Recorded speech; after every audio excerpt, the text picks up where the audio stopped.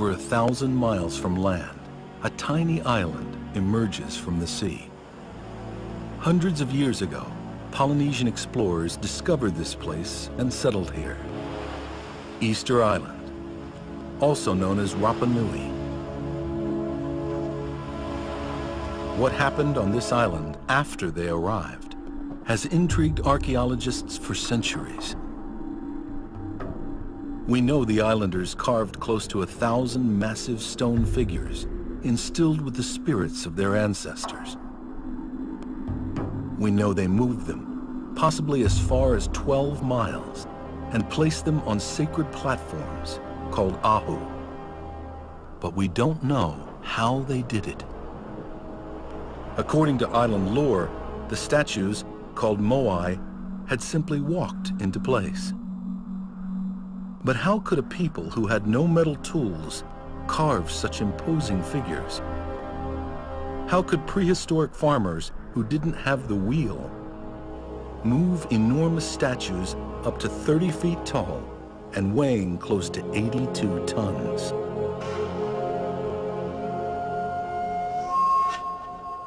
Transportation of the moai on Easter Island is perhaps one of the most important archaeological problems we have. It's the biggest mystery. Sergio Rapu was born and raised on Rapa Nui and served as governor for 6 years. Also an archaeologist, he's long championed the idea that the statues were moved in an upright position. It is to us to build hypotheses and go after looking for the attributes on the statues that allow an explanation that they were moved vertically. Archaeologists Terry Hunt and Carl Lippo are heavily influenced by Sergio Rapu's theory. The key to proving it, they hope, is inside this box. Here it is. It's a huge crate.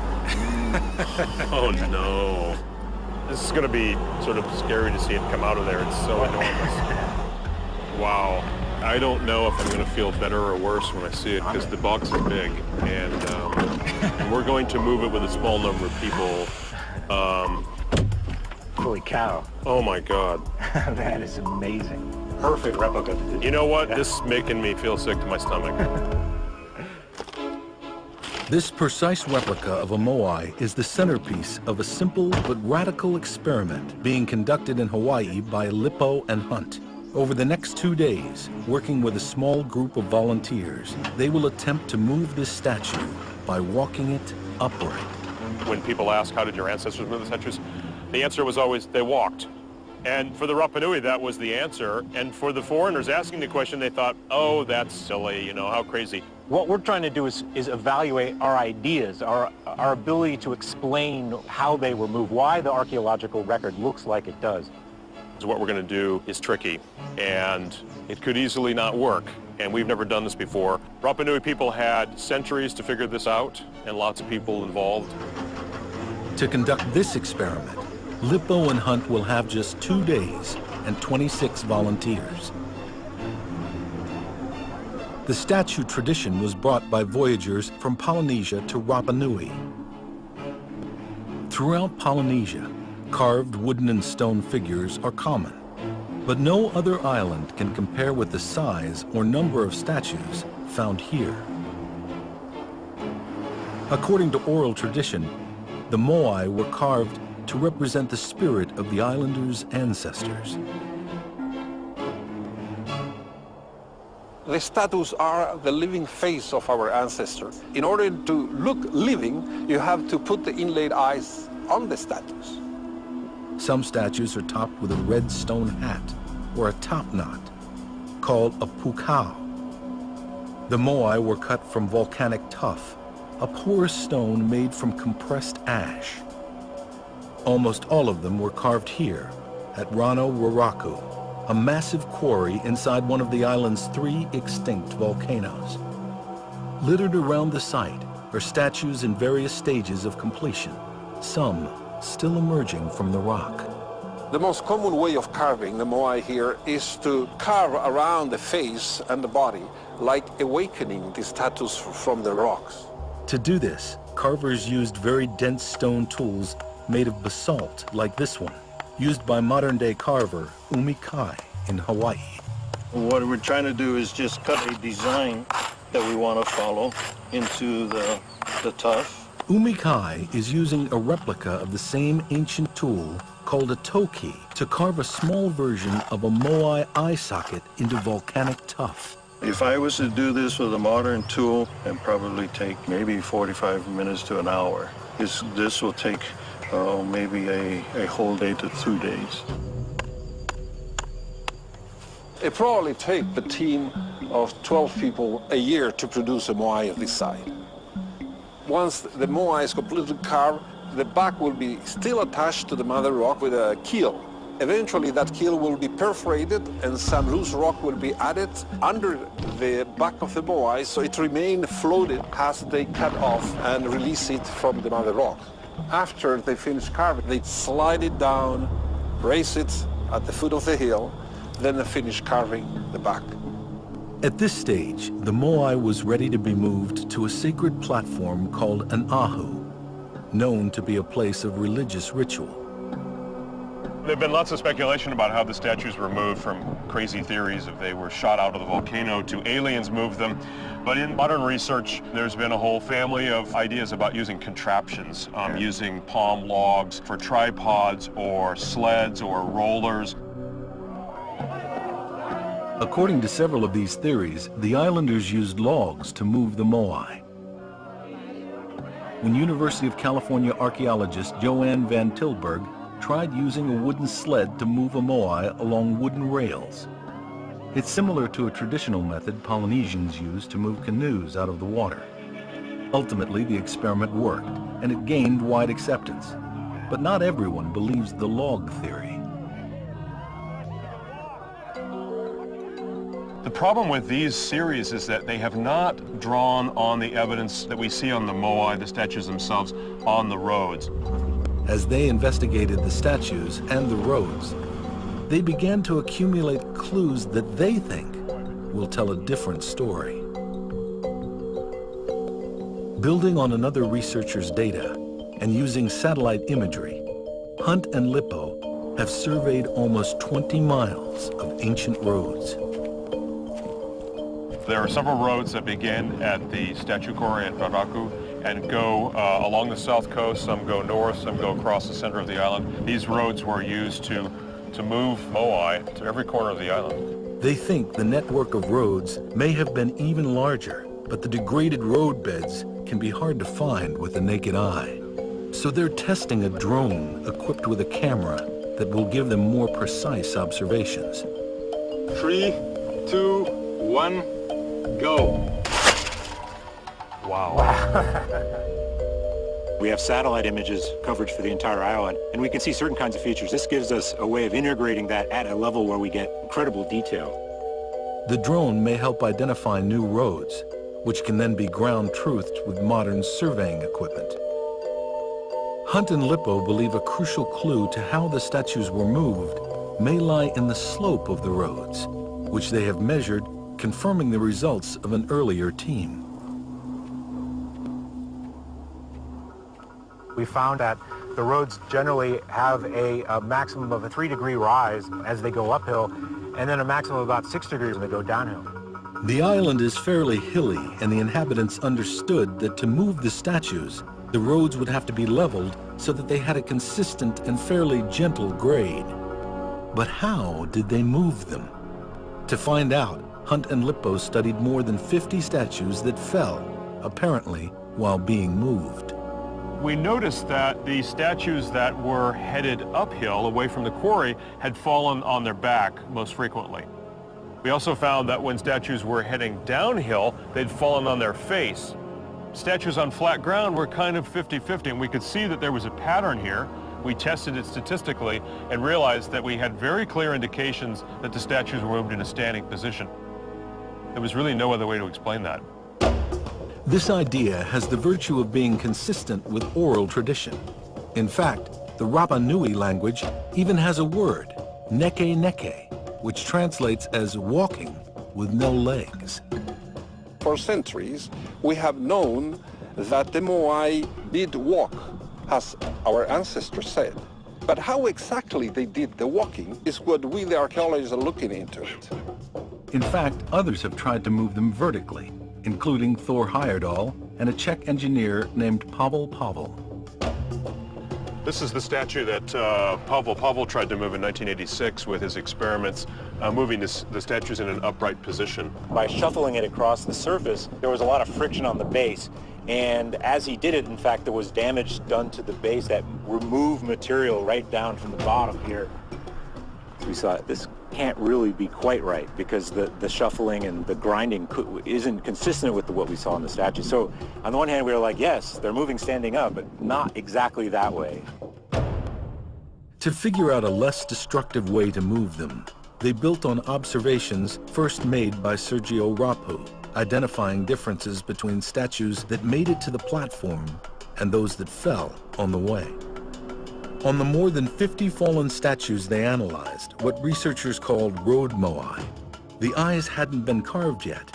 They were left as sharp-angled slots. According to Hunt and Lippo's measurements, road moai were chunkier. Their bases were bigger. Their centers of gravity were lower, kind of like a bowling pin. Most of the road moai had a D-shaped base, and the base was angled so the statue leaned forward. These were key features to Lippo and Hunt. The statues were rolled across the front edge. And that front edge has a characteristic shape, especially as the statues get larger, that allowed that to happen. The statues that made it to the Ahu platform show the difference. The eyes had been carved, their sides had been trimmed, and their center of gravity shifted back and up. They'd been cut so that their bases were no longer angled, but flat. They leaned forward, but not as far as road moai. They stood more upright, and they'd lost a little weight. Based on all these differences, the difficulties faced by the Czech engineer Pavel are understandable. Pavel was using a statue that had already been reshaped for a platform. The eyes had already been carved. It didn't lean as far forward, and its sides had been trimmed. Ultimately, the evidence for how the statues were moved can be found on the statues themselves. They were engineered to move, and the details of the statues are telling us about transport. But the only way to show that the statues could walk is to test the theory. To do that, they need to make a replica moai, the most precise replica ever made. They collect data embedded in thousands of photos of two fallen moai, one that fell on its back and the other on its front, and enter it into a 3D modeling software. Industrial designer Max Beach then translates the measurements into data, which is used to make a mold for the statue. Their photos depict an 18-foot-tall, 19-ton moai. Because of safety concerns and cost, they scale the replica down. Their statue will be 10 feet tall and weigh 5 tons, about the average of nearly 1,000 moai on the island. Hunt and Lippo nicknamed the statue Hotu Iti as a tribute to Easter Island's legendary first ruler. Max Beach is also creating an animation showing how Hotu Iti might move. Carl and I started with a small-scale model to move it around on a table to get an idea of how would this thing walk back and forth. We felt that there was some challenges with scaling this up, so we built a 5-foot model out of wood that would allow us to see what some of the dynamics involved are as this model scaled up. While this contraption doesn't look like a moai, the same principles of design and physics are still in play, like an accurate center of gravity and the rounded forward edge. It has enough of the features that gives us a sense when we pull it that it's going to behave something like what we expect with the large statue.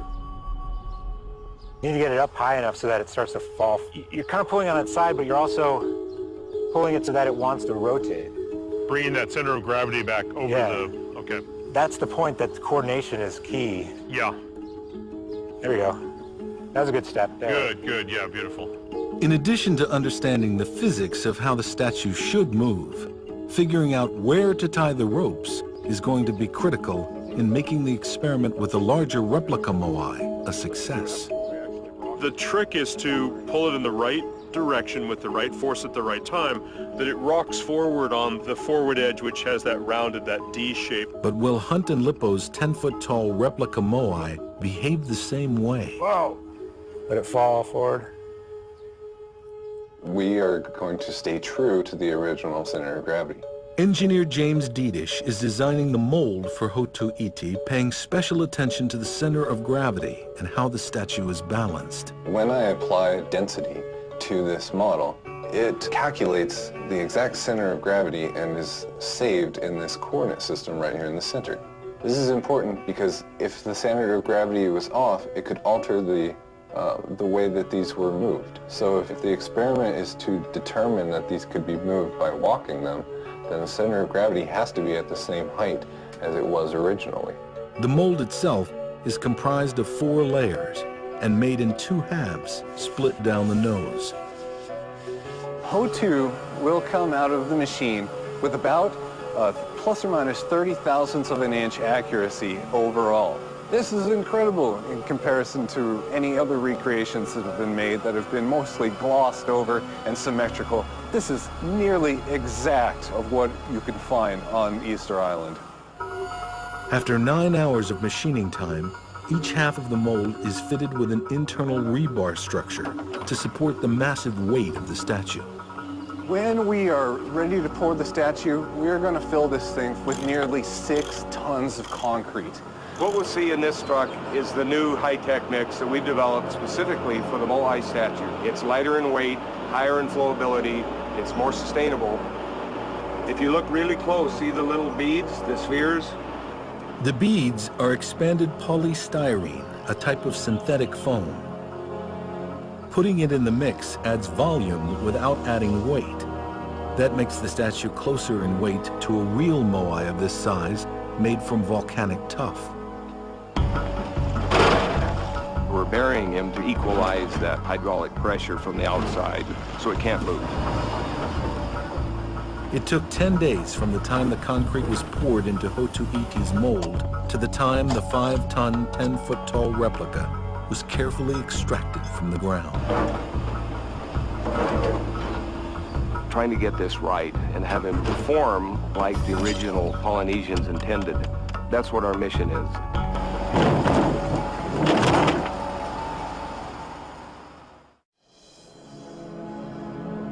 There's a lot at stake in figuring out how the statues moved because it may cast light on the island's troubled past. There are vastly different ideas about what happened here. The story told by the islanders speaks of different clans and prolonged warfare. Fractured skulls from skeletons found on the island seem to confirm that. What would have brought on this violence? A widely accepted theory is that different clans around the island competed to build more and ever larger moai. Needing logs to move them, they cut down the island's lush forest to keep up with rivals.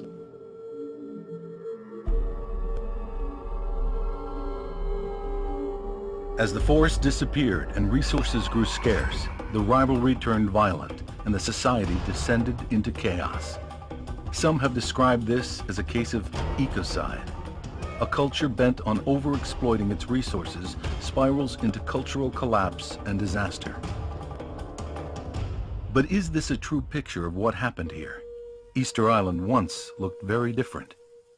Pollen evidence shows that 25 various species of trees and shrubs once grew here, and reveals a dramatic change as the island was deforested, something pollen expert John Flemley attributes to human activity. Our pollen results were strongly indicating to us that people had destroyed the forest. In fact, it was the clearest example in the world that I had ever come across of deforestation by people. Throughout the island, excavations have revealed the impressions of countless palm root molds like these. This island once had a palm forest, and one way we know that is because of the preservation of these palm roots that document that there once was a palm forest, a very extensive palm forest across the island. These lines here, these black lines, trace the paths that the roots of the palm trees once made.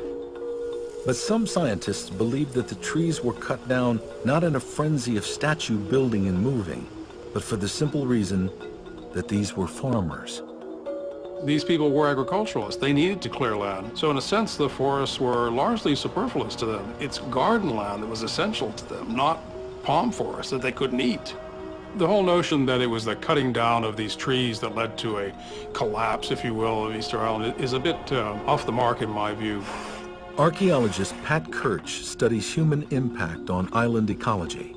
He's done a comprehensive study of the Mangareva Islands, about 1,600 miles away. After the Pitcairns, they are the nearest islands to Rapa Nui, and striking in their similarity. Both Mangareva and Easter Island were nearly deforested, and both once had large colonies of seabirds, whose guano fertilized the soil. But on both islands, people caught and ate nearly all the birds. When you eliminate those birds, you disrupt that nutrient flow. And we think that on both Easter Island and Mangareva, the elimination of large seabird populations was a key factor in the inability of the forest to regenerate. The people also slashed and burned down trees to make way for farmland, and combined with the loss of seabird fertilizer, put their forest in jeopardy. And there may be another factor. During excavations here at Anakena Beach, the site of the first settlement on Easter Island, Hunt and Lippo unearthed evidence identifying what they believe dealt a significant blow to the forest. Rats, possibly brought as accidental hitchhikers by the original voyagers from Polynesia. Hunt and Lippo believe these rats played a decisive role in the deforestation of the island. We didn't really see the full significance of that until we started to realize that rats as an invasive species in fragile environments like this would play a pretty significant role in stopping the regeneration of new trees. They would eat the seeds of the native trees, in this case the palm trees, and the palms would not regenerate as they had done naturally. This is the same species that was on Easter Island. This rat is originally from Southeast Asia and has spread through most of the Central and Western Pacific. Will Pitt is a wildlife biologist at the USDA Wildlife Research Center in Hilo, Hawaii. This is a female Polynesian rat. In the wild, a lot of these rats only have about a year life expectancy. But a female like this could produce 4 litters a year. When introduced to areas with abundant resources and no natural predators, the first generation of rats could, in theory, have exploded to millions in just a few years. Even a fraction of that number would consume a huge amount of food. And it turns out that the food that the rats ate was palm nuts, inside of which are the seeds that would spawn a new forest. Throughout the island, remnants of palm nuts show gnaw marks from rat teeth, supporting that argument. The role that these little Polynesian rats may have played in deforestation is a very interesting one and a little controversial. It's a disruptive force ecologically, but I'm skeptical that it was the sole or major force. And the reason I say that is rats were transported to every island across the Pacific, but not every island got deforested. So it had to be a combination of some other factors along with rats that led to deforestation. The forest was likely wiped out by a perfect storm of human impact. Slash and burn farming, decimation of the seabird population, and the introduction of an exploding rat population on the island. But did the demand for logs to help move the statues also play a role? Or will Hunt and Lippo's experiment deliver on an alternative explanation? At the experiment site in Hawaii, the volunteers are about to get their first lesson in moving a moai. So what we want to do first is have you do a tug of war. We want to divide you into 2 groups, roughly even amount of strength. The teams are learning how to work together by working against each other. Because cooperation is so important, we actually want you to be in a situation where it's really tough to win. On 3. 1, 2, 3. Okay. Balancing the teams will be vital to balancing the moai in the actual experiment. Okay, you guys are a little too good. So no one team can overpower the other. There you go. Oh, come on, come on. I think we're balanced now. The volunteers then graduate from tug-of-war to balancing a 10-foot-tall wooden pole. Ready? So north. Stop. This is the maximum height we would tie the rope on the statue. Give you an idea. What seems easy with a 4x4 post may not come so quickly with a 10-foot-tall, 5-ton statue. That's good coordination.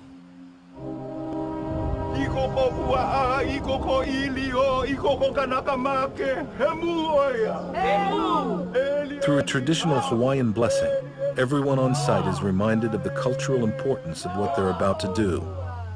A Rapa Nui ritual is also included, and everyone shares in the eating of a white chicken cooked in an earthen oven. The aroma released upon opening the oven is said to feed the gods. Mahalo. Mahalo, thank you. Yeah, I do worry about the base isn't sharp enough, but the fact it's got the roundedness. To maneuver the 5-ton statue, a crane operator attaches rigging to Hotu Iti's neck. Oh my God, look at those cables stretching. Just back up there. Wow. The rigging will also act as a safety measure to prevent the statue from tipping over. Well done.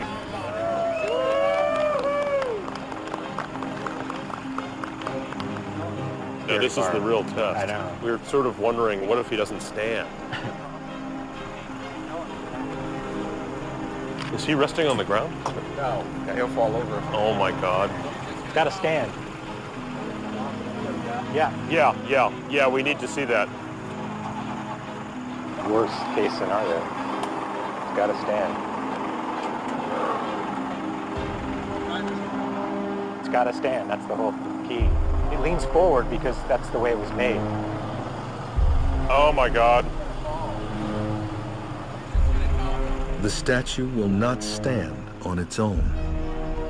Hunt and Lippo struggle to figure out why. Well, at the moment, you can see the way the straps is, the way it's hanging.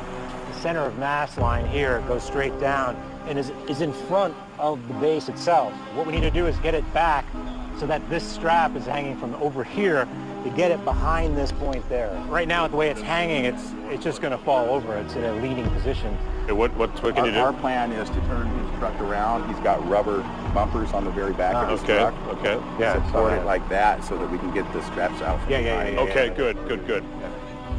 My impression is that if he doesn't stand by himself, we probably have something wrong. The ancient Rapa Nui didn't have a crane.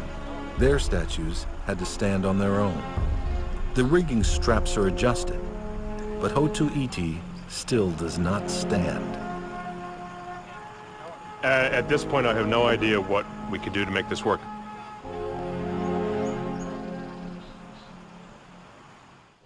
If Hunt and Lippo can't get Hotu Iti to stand, it will be hard to prove that their walking theory has legs.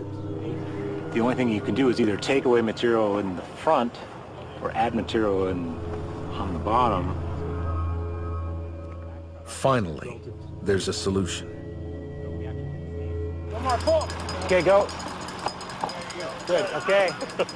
We're good. Wow, it needed that much. It turns out that it needs just a tiny bit of help. In fact, it's a 2x4 that's now resting right at the front of the base. And that tiny bit of addition there has balanced the moai. He's standing on his own. There's no pressure on the cables.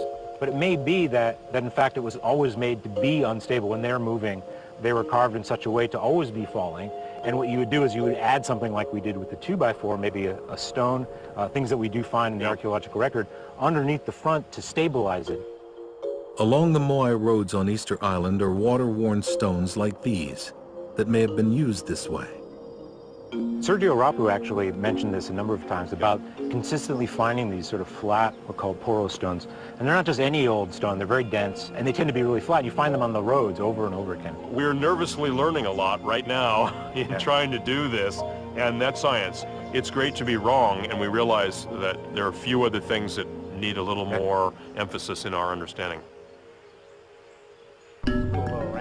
Before it's time to make the first attempt at moving the replica, the volunteers sit down to watch the training video to see how the statue should move. Related to walking. And as we talked about, the D shape is one of the keys. It's being leaned over to the side, and then it falls forward and rocks on that front edge. And I think we can do it. I think we have the force, we have the manpower. So now the question is getting the details.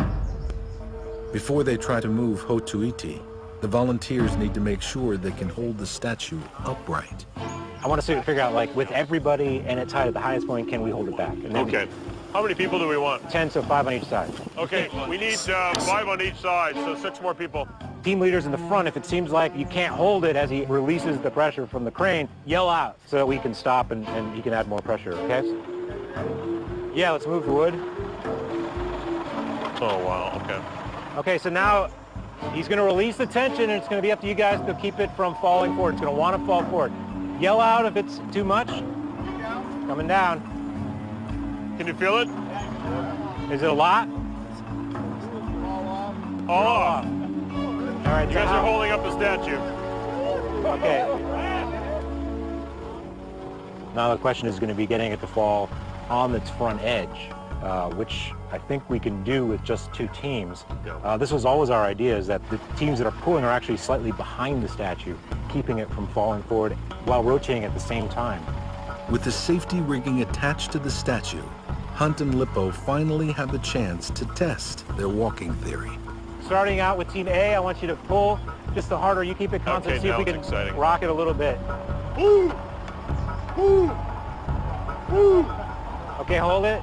Let's see how we're gonna. I want you guys to spread out a little more so that you're holding it, but more at an angle. Does this get harder or it's about the same? Easier? Easier at this angle? I want you to pull Team A to pull to see what happens. Pull. Okay. All right, hold. How's that? You guys exhausted? Okay. The teams continue to move farther and farther apart, simultaneously pulling and trying to twist the statue. But it's just not working. We're going to want it lower, the ropes lower on the shoulders, okay, because okay. we have no leverage up there. But it looks like it's not so hard to hold it back right now. So if it's around the neck, shoulder area, you can hold it back and probably So we're going to have to try roping it. As they reach the end of the day, Hunt and Lippo have to face the reality that so far, the experiment has failed. Unless they can get back on track, their failure will cast doubt on the statue moving theory and on their other ideas about what happened to the island's once robust and productive people. No matter how this island was deforested, without any trees, wind and salt spray damaged the already poor soil. Seabirds were gone, as both a source of food and nutrients that once increased the land's productivity. Some believe the loss of large trees meant they couldn't build canoes to leave the island.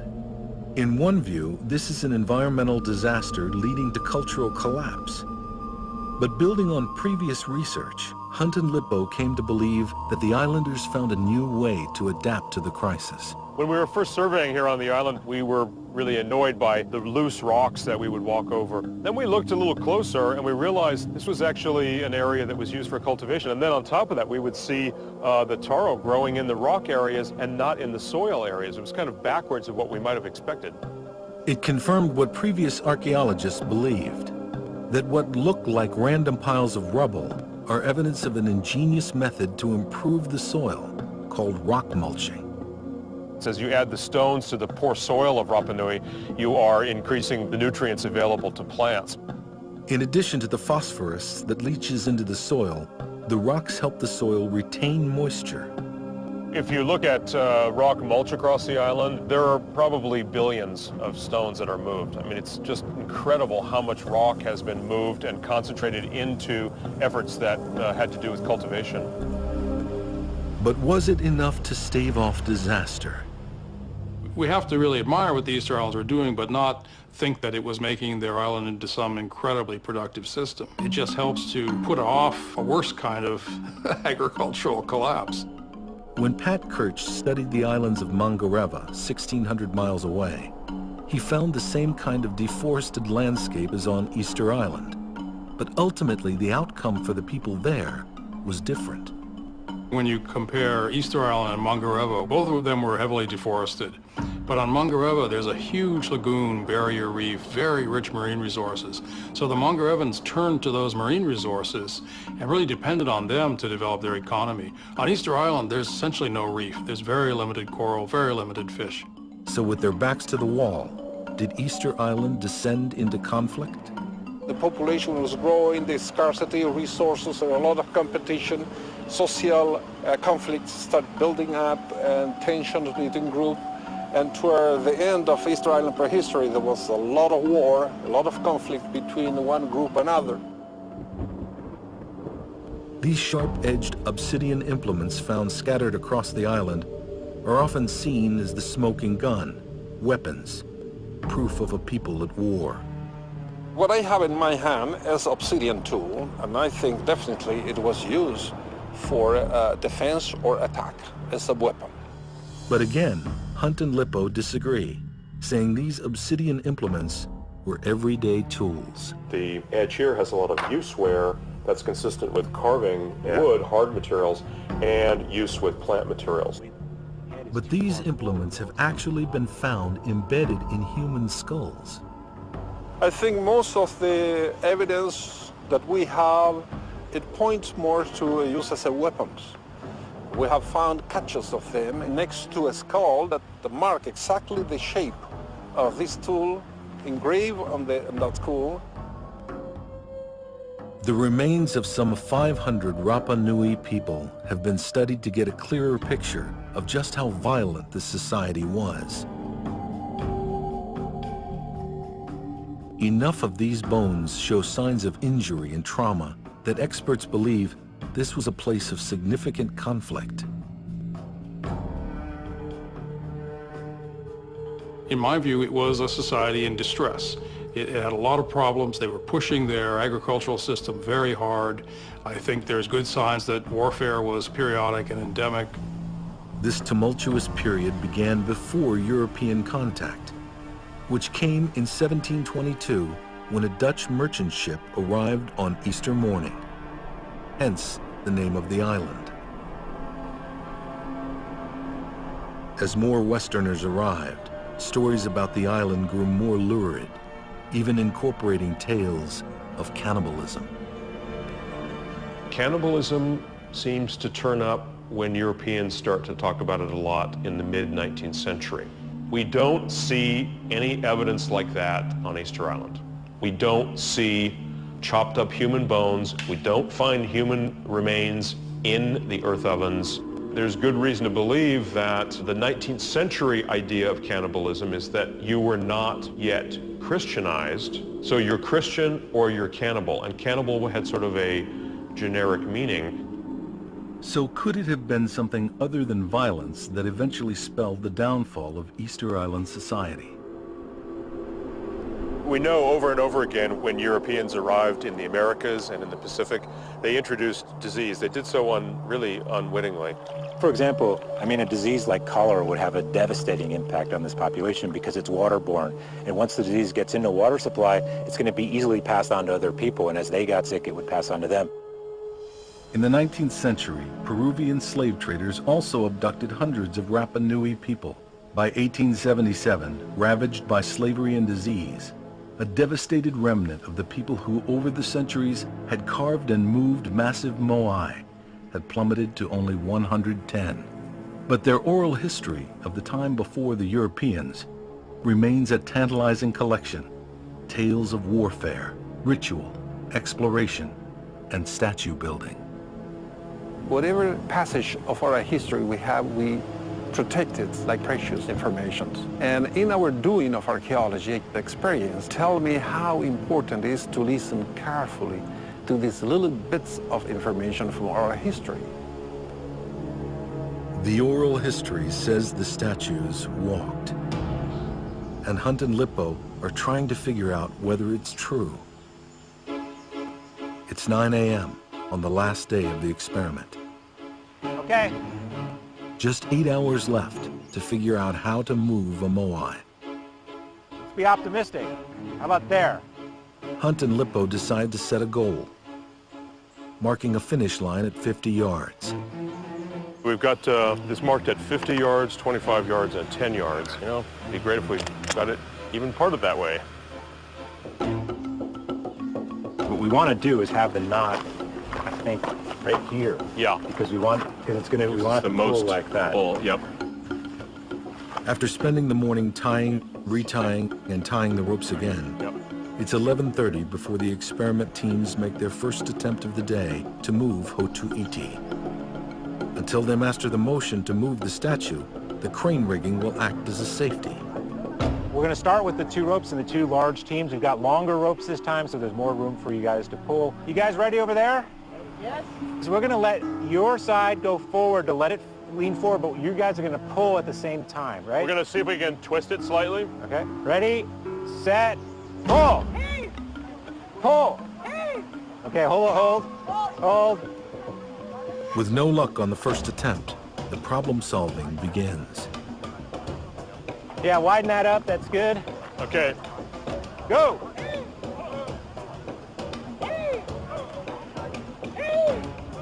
Okay, hold. Okay, we got it twisted. Now we want to see if we can get the other way. No matter what they try or how they move, the team can't seem to twist the statue forward even an inch. Over the next hour, the statue doesn't budge. Hey, hold! It seems to be swinging and rocking, but not moving forward. Things are exactly what we want. Just have to trust in the way it moves, and if it fails, we have a crane. Trust the ancestors here. Yeah. Okay, so you're gonna be pulling. They continue to try, but rocking Hotu'iti forward and back is the best they can do. In fact, it's the only thing they can do for hours. Hunt and Lippo were convinced the ropes need to be around the shoulders to get the leverage needed to twist the statue at the base. Okay, so can we get tension on the statue?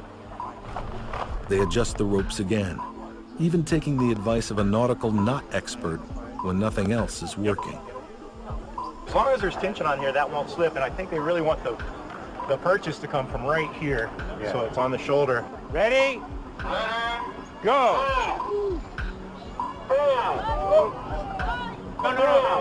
The clock keeps ticking. Just 3 hours left to figure this out. Whoa! Oh, we almost lost it there. Oh. Hunt and Lippo struggle to understand why 2 ropes aren't working to move the statue forward, since it worked with the wooden model. They decide to try something else, and everyone has an idea. That's what I was saying to you earlier. Let's get Carl. Hey, Carl, you need to referee in this. It sure was a lot easier yesterday when we were up high. Like one strong, one. Yeah. That's where I feel like it's going to happen. You have a rope on the top keeping it from falling. So if there's 3, it's like a Y. Because pulling this rope right now, it's not going to work. Pulling it. So one rope up there just holding it back. It would be like one rope holding him back. We have a 3rd rope? Yeah. Yeah, we do. Nothing's happening. It's basically we can move it like this, or like this, but we can't really get it to do what it's supposed to do. So what we've done is added a 3rd rope, which we think is going to be really critical. And now we think with 3 teams, we're going to be able to get the motion going, take advantage of the kinetic energy that's built into the statue, allow it to fall forward on the front edge of the moai, but team in the middle, not allowing it to fall too much. As they retie the ropes, Lippo and Hunt make a new observation. Thinking back to the fallen statues on Easter Island, they remember moai and transport had sideways V-shaped notches where the eyes should be, a feature that now seems very important. The V shape to the eyes and the bridge of the nose is perfectly suited for tying a rope around and creating a place that you can put ropes and have friction, also tall enough to provide the leverage you need to move it. Perhaps the finishing is done because that area takes a little abuse with the ropes tied up high for that leverage, and so you finish them, add the eye sockets when the statues reach their final place on the platforms. It's an intriguing speculation, but it's a little late in the day for new theories.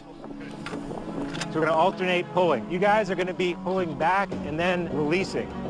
It's 4 p.m. There's just 1 hour left to figure out how to make this statue walk.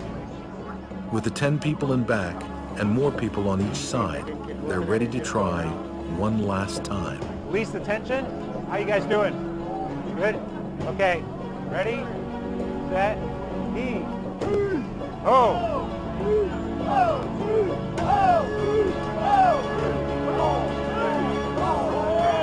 Oh my God.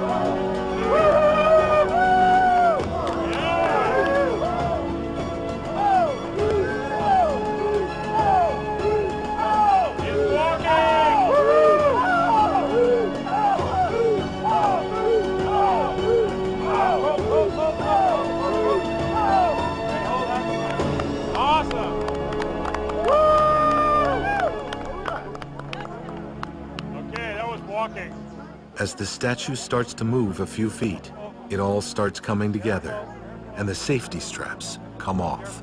The crane is out, we're taking the training wheels off. We are going to move the statue without any help. Exhilarated and just amazed, really happy, and we're going to get right back to it here. Let's go for the finish line.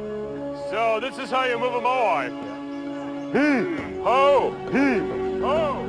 Once the teams get the hang of moving the statue, it becomes easy.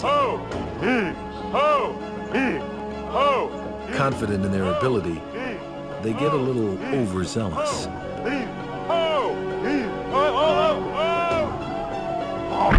And Hotu Iti takes a nosedive. But there's learning even in failure. When Hotu Iti fell, he fell exactly the same way the ancient moai on Easter Island fell. Face first, at an angle, right along the road. In most cases, when the statues fell, they weren't able to retrieve them. We've seen a couple of examples on the roads. I mean, some of the smaller ones, they probably undoubtedly propped back up. But once they got larger and larger, it became a pointless effort. Hotu Iti fares better, thanks to modern machinery. With just minutes left in the day, Hunt and Lippo revised their goal of moving the statue 50 yards. We're going to call this point at 10 yards the goal line. And once we get there, that's going to be our finish. And we know we can move it anywhere, absolutely anywhere.